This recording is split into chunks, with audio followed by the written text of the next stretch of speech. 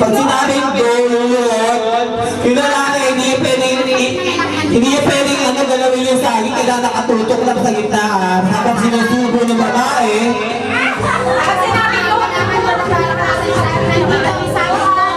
Okay, may bago na instruction, instruction.